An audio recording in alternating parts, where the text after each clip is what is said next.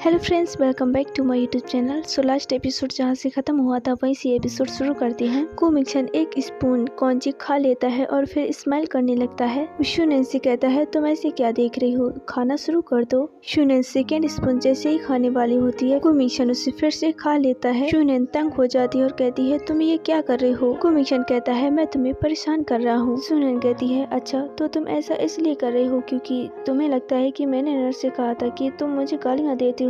फिर सीन सेंजी पर शिफ्ट होती है। सेंजी रोड पर कार चला रही होती है और सोच रही होती है यहाँ पर कितने ज्यादा बम्स हैं, शो अननोइंग। फिर हमें पता चलता है टैक्सी में मु सेफेंग सेंजी का पीछा कर रहा होता है। टैक्सी का ड्राइवर सोच रहा होता है कितना स्ट्रेंज मैन है, ये इतना एक्सपेंसिव सूट पहने हुआ है फिर भी ये टैक्सी में क्यों जा रहा है और ये उस टाइप का नहीं लगता है जो कि टैक्सी में जाता हो, तो फिर ये यहाँ पर क्यों है। वो ड्राइवर सेफेंग से कहता है मास्टर आप यहाँ पर कहाँ जा रहे हैं, आगे चलकर कुछ पुअर विलेजेस हैं, आपको देखने से ऐसा लगता है कि आप कोई अच्छी जॉब करती हैं तो फिर आप जो चाहें वो आप पा सकती हैं, तो फिर ऐसा क्यों कर रहे हैं। मुसेफेंग कहता है हाँ मुझे पता है। तभी सेंजी की गाड़ी दूसरे डायरेक्शन में चली जाती है। वो ड्राइवर कहता है अगर आप अपनी पिछली बातों को याद करते हैं तो फिर आप अनहैप्पी महसूस करते हैं और आप फिर बाद में अपसेट हो जाती हैं, क्या मैं सच कह रहा हूँ। मुसेफेंग कहता है हाँ तुम सही कह रहे हो। और फिर वो जब आगे देखता है तो फिर सेंजी की गाड़ी तो आगे थी ही नहीं। मुसेफेंग कहता है सेंजी की गाड़ी कहाँ पर चली गई और वो कहता है रोको गाड़ी यहीं पर। वो ड्राइवर वहीं पर टैक्सी को रोक लेता है और कहता है क्या हुआ। मुसेफेंग कहता है जो कार हमारे आगे थी वो कहाँ पर चली गई, वो किस डायरेक्शन में गई है, क्या तुमने देखा है। वो ड्राइवर कहता है मैंने उस कार पर बिल्कुल भी अटेंशन नहीं दिया है, तो तुम इतनी देर से उस कार को फॉलो करने की कोशिश कर रहे हो। सेफेंग सोचता है मैंने उसे खो दिया, सेंजी मिस्टीरियस प्लेस में क्या करने आई थी। फिर सीन कुमिक्सन पर शिफ्ट होती है। कुमिक्सन का नया एम्प्लॉय जो कि साविटिंग के स्थान पर था, वो एम्प्लॉय कहता है यंग मास्टर मार्केटिंग डिपार्टमेंट से न्यूज आई है कि निंग family air overseas intelligent life saving system में भाग ले रही है। कुमिक्सन कहता है वो कितना पे करने के लिए तैयार है। वो एम्प्लॉय कहता है $300 मिलियन, ये बहुत हाई प्राइस है। कुमिक्सन स्माइल करता है और उस प्रोजेक्ट को लेते हुए कहता है तो सेन फैमिली इस प्रोजेक्ट को सच में चाहती है, मैं उसे पास्ट में देना चाहता था लेकिन अब। और वो न्यू प्रोजेक्ट न्यू एम्प्लॉय को दे मारते हुए कहता है सेन फैमिली ने मेरी वाइफ को निराश किया है। और वो जाते हुए कहता है मैं प्रोजेक्ट उसे नहीं दे सकता, मैं खुद ही वहाँ पर जाऊंगा, तो तुम तैयारी कर लेना। यह प्रोजेक्ट के ऊपर बोली लगना शुरू हो जाता है। चेयरमैन सेन ने पहले से ही $300 मिलियन की बोली लगा दी थी। फिर कुमिक्सन $400 मिलियन की बोली लगाता है और फिर चेयरमैन सेन $410 मिलियन की बोली लगाता है। कुमिक्सन कहता है तुमने केवल $10 मिलियन ही मिलाए हैं, तुम्हें नहीं लगता कि तुम कुछ ज्यादा ही कंजूस हो। फिर कुमिक्सन सीधे $500 मिलियन की बोली लगाता है। फिर चेयरमैन सेन को काफी ज्यादा गुस्सा आता है, वो सीधे $550 मिलियन की बोली लगाता है। अब कुमिक्सन सीधे $700 मिलियन पर आ गया था। चेयरमैन सेन सोचता है कुमिक्सन हम ये कंपटीशन लास्ट तक लड़ते रहेंगे। कुमिक्सन सोचता है तुम इसको कर सकती हो, मुझे परेशान करने के बाद केवल अपने ड्रीम में। यह सुनैन हॉस्पिटल में बैठी हुई होती है, तभी उसके फोन में किसी का मैसेज आता है, वो कुमिक्सन था। कुमिक्सन कहता है सुनैन गैस करो मैं इस वक्त क्या कर रहा हूँ। सुनैन सोचती है तुम क्या कर रहे हो, अपना काम कर रहे होगे। वो मैसेज में लिखता है मैं तुम्हारा बदला ले रहा हूँ। सुनैन सोचती है क्या मेरे लिए बदला ले रहे हो, आखिर तुम क्या कर रहे हो, क्या तुम मुसेफेंग के साथ कुछ गलत करने वाले हो। यह चेयरमैन सेन $810 मिलियन की बोली लगाता है और वो मन में सोचता है ये कंपनी के हिसाब से ये डबल प्राइस है, मैं इसके आगे और बोली नहीं लगा सकता हूँ। अब कुमिक्सन सीधा $1 बिलियन पर आ गया था। फिर चेयरमैन सेन खड़ा होता है और कहता है कुमिक्सन ये $1 बिलियन के लायक नहीं है, तुम ऐसा इसलिए कर रहे हो क्योंकि तुम मुझे तमाचा मार सको। कुमिक्सन कहता है हाँ तो ये सब इसलिए है क्योंकि तुमने मेरी वाइफ को बुली किया है। और वो कहता है मुझे ये प्रोजेक्ट चाहिए, अगर तुम्हें डर लग रहा है तो तुम मेरे साथ बेट लगाना बंद कर दो। चेयरमैन सेन अब सीधा $1100 मिलियन की बोली लगाते हैं। चेयरमैन सेन के साथ आया हुआ आदमी उससे कहता है अंकल अब बस कीजिए, क्या होगा अगर उसने बोली लगाना बंद कर दिया तो। चेयरमैन सेन कहता है तुम चिंता मत करो, कुमिक्सन को जो भी चाहिए वो उसे पाकर ही रहता है, चाहे कुछ भी हो जाए। मैं चाहता हूँ कि वो $1100 मिलियन से और भी प्राइस बढ़ाए जो कि उसकी मनी लॉस हो जाए। फिर अनाउंस होता है क्या और कोई भी है जो कि प्राइस बढ़ाना चाहेगा,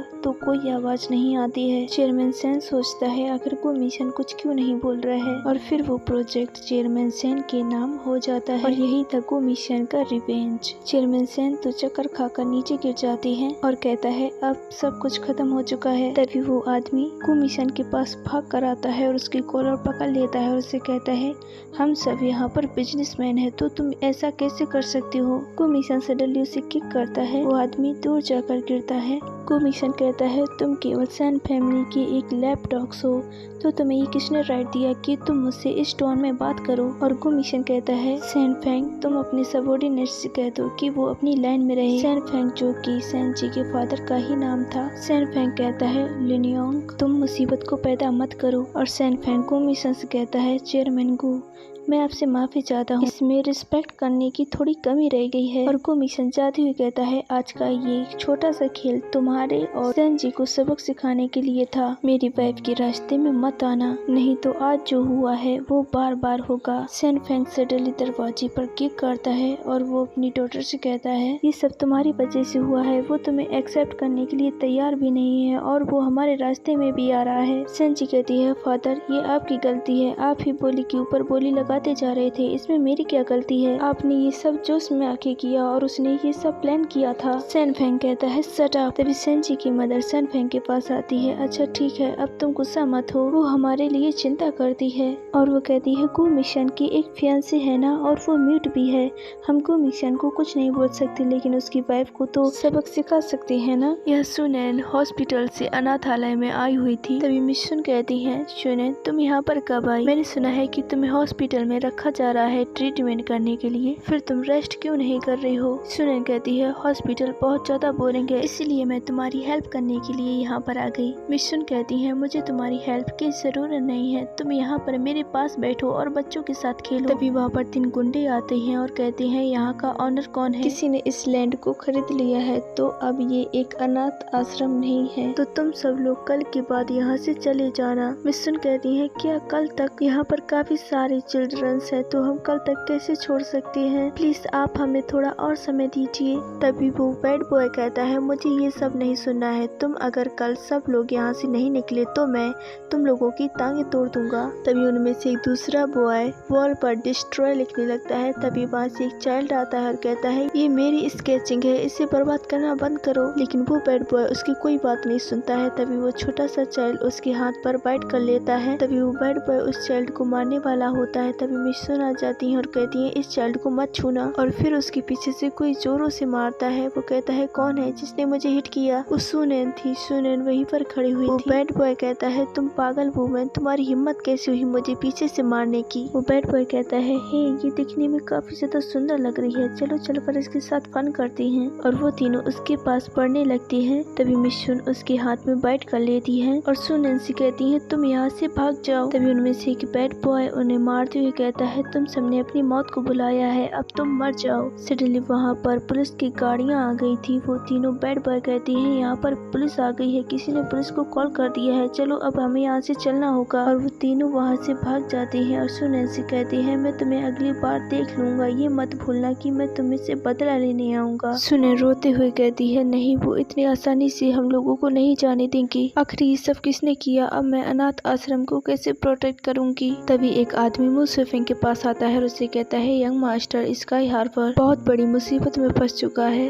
और किसी ने उसे फोर्सफुली छीनने की कोशिश की है। मुसेफिंग कहता है अब सिचुएशन वहाँ की कैसी है, क्या कोई हर्ट हुआ है। वो आदमी कहता है मैंने सुना है कि वहाँ पर मिस सुनैन भी थी, मिस सुनैन को थोड़ी सी चोट लगी है और बच्चे सब ठीक हैं। लेकिन मुसेफिंग कहता है लेकिन क्या। वो आदमी कहता है लेकिन किसी ने अनाथ आश्रम को खरीद लिया है, अब सारे बच्चे होमलेस हो जाएंगे। मुसेफिंग कहता है इसके पीछे कोई है, पता करो कि इसके पीछे कौन है। या मिस सुनैन से कहती है मैं अभी आती हूँ, तुम्हारे ब्रदर्स और सिस्टर को रेस्ट करने की जरूरत है। फिर थोड़ी देर बाद मिस सुनैन के पास आती है और कहती है सुनैन तुम अभी पूरी तरह से रिकवर नहीं हुई हो, तुम्हें हॉस्पिटल में रहना चाहिए। सुनैन कहती है अगर वो लोग फिर से आ गए तो तुम इस बार क्या करोगी। तभी वहाँ पर पीछे से को मिशन गुमिक्शन आ जाता है और कहता है सुनेन सोचती है गुमिक्शन उसके पास आता है और चिल्लाते हुए कहता है मैंने तुमसे कहा था कि तुम हॉस्पिटल में रहना, तुम किसी को बिना बताए यहाँ पर कैसे आ गई। सुनेन सोचती है क्या मैं गुमिक्शन से कह दूं कि वो मेरी मदद करे, वो